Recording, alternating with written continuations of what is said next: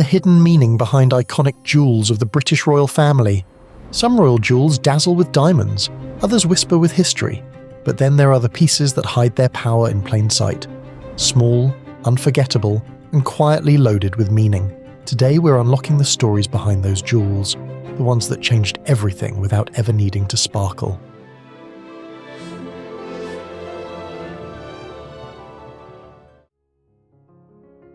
The Regimental Yeomanry Brooch.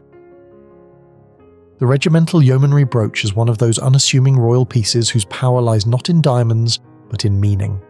Crafted as a sleek, running fox, alert, swift and elegantly sculpted, it represents the Queen's own yeomanry, a reconnaissance regiment known for agility and intelligence on the battlefield. Its polished silhouette, often worn in silver tones, is a quiet nod to duty, loyalty, and the fast-moving spirit of those who serve. Its story came into the spotlight when Sophie, Duchess of Edinburgh, chose it for the 2023 Remembrance Weekend. At the Royal Albert Hall, she pinned the fox just beneath her enamel poppy, creating a layered tribute that blended tradition with personal devotion. Sophie had been appointed Colonel-in-Chief of the Queen's Own Yeomanry the previous year, a role she embraced wholeheartedly, including visiting the regiment during major operations in North Germany. Wearing the brooch wasn't just protocol, it was a subtle declaration of affection for the men and women she represents. In a world dazzled by diamonds, this little fox stands out for a different reason. Its symbolism runs deeper than sparkle, carrying a message of respect, remembrance, and royal duty. The Oriental Circlet Tiara. The Oriental Circlet Tiara is one of the most poetic jewels in the British Royal Vault, born not from tradition, but from love. Designed in 1853 by Prince Albert himself, it gleams with 2,600 diamonds arranged in Mughal-inspired arches, each framing delicate lotus flowers and originally Albert's beloved opals. It was more than ornament. It was a tribute to Queen Victoria's fascination with the East and her husband's artistic eye. Victoria wore the circlet proudly until heartbreak struck. After jewels were seized in 1858, she mournfully broke apart older pieces to replace the lost diamonds, turning the tiara into a symbol of resilience. Declaring it an heirloom of the crown, she reserved it for future queens, binding it to the monarchy's feminine lineage. Queen Alexandra later replaced the opals with rubies, echoing the empire's Indian ties, yet curiously seldom wore it. It wasn't until Queen Elizabeth, the future Queen Mother, revived the tiara in 1937 that it reclaimed glory, becoming her signature diadem for decades of state visits, galas, and wartime triumphs. Its hidden meaning? A jewel shaped by love, loss, empire, and endurance, passing silently from queen to queen as a reminder that even the grandest crowns carry human stories. Prince Albert Sapphire Brooch. Among the British monarchy's most treasured jewels, few whisper devotion as intimately as Prince Albert's brooch.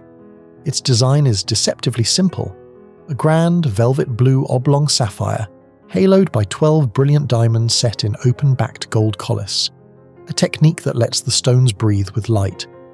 But its true brilliance lies in its story. On the eve of their 1840 wedding, Prince Albert placed this sapphire into Victoria's hands, a gift she described in her diary as splendid and quite beautiful. She adored it so deeply that she pinned it to her wedding gown the very next day, allowing the gem to witness the birth of their union.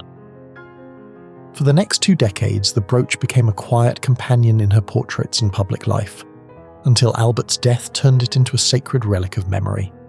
Victoria later declared it an heirloom of the crown, ensuring it would live on only with queens, and so it did, gracing Alexandra, Mary, Elizabeth II, and now Queen Camilla.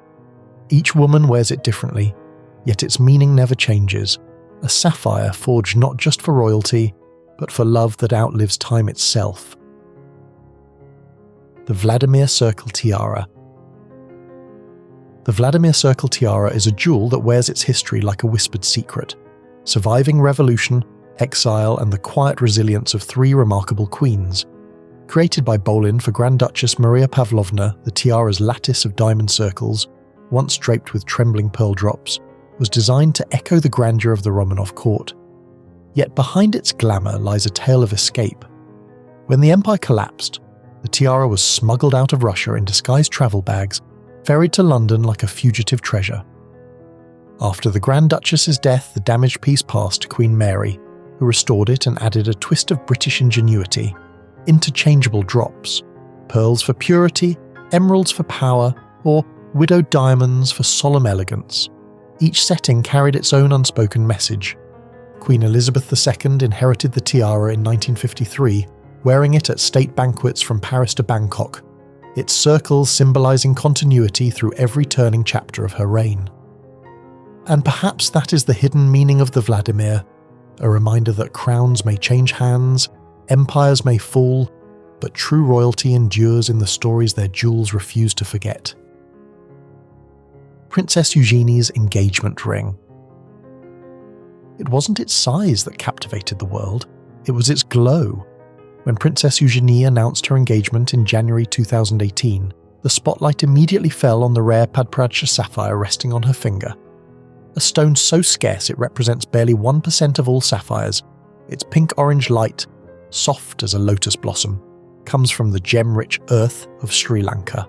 Jack Brooksbank proposed in Nicaragua without a ring, choosing instead to design one with Eugenie afterward. What emerged was a deeply personal creation, an oval Parure sapphire, roughly 3 to 4 carats, set in a floral halo of 10 brilliant diamonds and flanked by 2 pear-shaped stones. Jack chose the gem because it changes in every light, just like Eugenie. But the hidden meaning runs deeper. The ring quietly echoes the salmon pink halo design Prince Andrew gave Sarah Ferguson in 1986, weaving mother and daughter into the same royal tradition of sapphire engagement rings. And for royal watchers, that resemblance isn't coincidence. It's a nod to continuity, legacy, and a love story blooming exactly where tradition meets modern choice. Collingwood diamond and pearl drop earrings. The Collingwood diamond and pearl drop earrings are the kind of jewel that never needs to raise its voice to command a room. Their design is deceptively simple, a round diamond stud leading to a second diamond, ending in a bell-shaped cap paved with tiny stones that cradle a flawless pearl drop. But behind this graceful silhouette lies a story of loyalty, legacy, and quiet symbolism. Gifted to Lady Diana Spencer by Collingwood, her family's trusted jeweller, the earrings were chosen precisely because grander pieces were deemed too extravagant for a future princess. And yet, Diana turned these modest drops into a personal signature. She debuted them weeks before her wedding, wore them through the early whirlwind years of royal life, and paired them most famously with Queen Mary's Lover's Knot tiara, creating a dazzling harmony of movement and light. Their hidden meaning emerged over time. Pearls for purity, resilience, and reinvention, traits echoed in Diana's public journey. Decades later, Catherine, Princess of Wales, wears them for both gala evenings and solemn national moments, including the 2025 service of Thanksgiving at Westminster Abbey. In her hands, they have become a quiet bridge between 2 eras of royal womanhood, an heirloom that whispers continuity, grace, and unspoken tribute. The Fleet Air Arm Brooch. The Fleet Air Arm Brooch is one of those rare royal accessories whose power lies not in diamonds, but in symbolism. Its design is unmistakable, a laurel wreath encircling a fouled anchor, crowned by the sovereign's emblem and flanked by outstretched wings, an entire chapter of naval aviation distilled into a single, winged insignia. Catherine, Princess of Wales, brought this historic badge back into the spotlight in September 2023, during her first major engagement after cancer treatment. When she stepped onto the tarmac at RNAS Yeovilton, the tiny pin on her lapel carried a quiet message of duty. That summer, King Charles III had appointed her Commodore-in-Chief of the Fleet Air Arm, a role traditionally rooted in loyalty to those who protect the skies above the sea. She wore it again for Remembrance Weekend 2023, elevating her Catherine Walker coat and sculptural Lock & Company fascinator with the discreet insignia. But the brooch's true meaning ran deeper. It was a tribute, a nod to airmen lost in conflict, to service that often goes unseen, and to her own steady return to public life, stronger, quieter, and unmistakably committed. The Girls of Great Britain and Ireland tiara. The Girls of Great Britain and Ireland tiara is one of the crown's most beloved diadems, light, lace-like, and shimmering with diamonds arranged in elegant festoons and tiny fleur-de-lis motifs.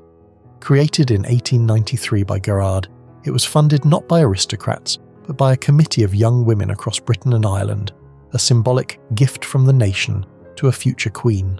That spirit of unity is the tiara's secret heartbeat. Presented to Princess May of Teck for her marriage to the future King George V, it became an early favourite. She wore it as a coronet, as a tiara, even as a necklace. Its versatility matched her evolving royal role. In a poignant twist, surplus funds from the tiara's subscription were donated at May's request to support the widows and children of the HMS Victoria disaster, forever linking the jewel to compassion in grief. But it was Queen Elizabeth II who transformed it into an icon. Granny's tiara, as she fondly called it, framed her face on coins, stamps, state visits, and historic moments, from Canada to Singapore to her groundbreaking state visit to Ireland.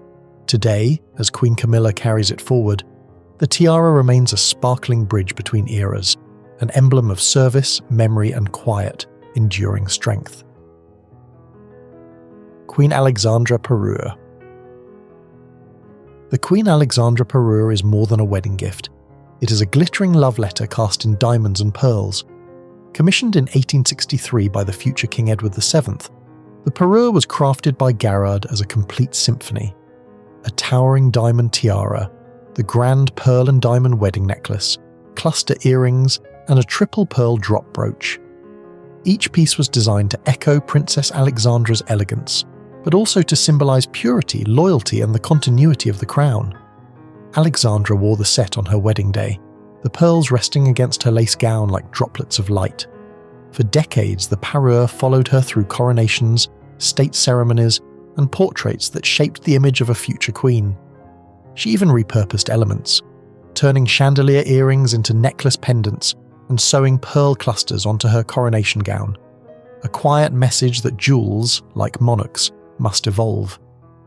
After her death, the tiara vanished, disposed of, as history mysteriously records, while the remaining pieces passed to Queen Mary, the Queen Mother, and eventually Queen Elizabeth II. Its recent appearance on The Princess of Wales revived a forgotten legacy, a jewel born from royal romance, carried through 4 reigns, and still whispering stories from 1863. Bahrain Pearl Diamond Drop Earrings. The Bahrain pearl drop earrings carry a gentle sort of power, the kind that whispers rather than shouts. Their story begins in 1947, when Princess Elizabeth married Philip Mountbatten and received a shell filled with 7 luminous Bahraini pearls as a diplomatic wedding gift. 2 of those pearls were later transformed into these earrings, classic diamond studs cascading into late 1940s round and baguette cuts, ending in those soft teardrop pearls that seem to glow from within. Queen Elizabeth II wore them often in her early years, pairing them with some of her most important young queen jewels. But as her collection grew, these earrings slipped into the background, only to re-emerge with sentimental weight. She loaned them first to Diana, then to Sophie, and eventually to Catherine, who has become their modern custodian. Their hidden meaning? Continuity. They surface at moments of remembrance, anniversaries, funerals, and national ceremony. Worn by 3 princesses of Wales across generations, the Bahrain pearls embody the quiet thread of womanhood, duty, and shared royal history, still shimmering today at Trooping the Colour 2025. Queen Mary Diamond Lozenge Bandeau. Queen Mary's diamond lozenge bandeau is one of those rare royal creations whose beauty is matched only by its mystery. Crafted in the 1910s, faintly marked by Cartier, the bandeau is a striking lattice of diamond lozenges framed by delicate pearl and diamond rose, an architectural shimmer that sits close to the head like a band of light. Queen Mary wore it in her most glamorous years, topping it with pearls borrowed from her iconic tiaras. It sparkled across London society, from the 1935 royal film premiere of The Ghost Goes West to the gala nights of 1939, and again in 1946 when she attended Magic Bowl. But its meaning deepened when she passed it to an 18-year-old Princess Margaret, her first tiara, a whisper of adulthood and royal responsibility. After a few radiant appearances in the early 1950s, the bandeau vanished for nearly 4 decades, long assumed to be locked away or quietly sold. Then came the shock. The tiara resurfaced not in Britain, but in Malaysia, worn by Queen Aziza and her daughters. A jewel once lost to time had travelled continents, proving that royal treasures sometimes carry stories far more astonishing than their sparkle. Cartier Halo Tiara. The Cartier Halo Tiara is a whisper of diamonds curved into elegance, small, refined, and impossibly regal. Created by Cartier in 1936 for the future Queen Mother, its delicate scrolls shimmer like soft waves of light, earning it the nickname the Scroll Tiara. Though modest compared to Britain's grand diadems, it has always lived close to the heart of the main royal line. Queen Elizabeth first wore it at charity ball in 1936 before gifting it to her daughter, Princess Elizabeth, on her 18th birthday, a symbolic passing of youth, purity, and duty. The young princess never wore it publicly, but her spirited sister, Princess Margaret, did, adorning it at Queen Juliana's inauguration and again at the 1953 coronation. Later, Princess Anne carried it through her early royal years. Its most unforgettable appearance, however, came in 2011, when Catherine Middleton chose it for her wedding day. In that quiet choice lay its hidden meaning, a gentle nod to beginnings, to transformation, and to the timeless grace expected of a future queen. Thank you for watching. Once again, don't forget to subscribe to our channel for more sparkling stories. We would love to know your thoughts on which jewel had the most fascinating hidden story and why.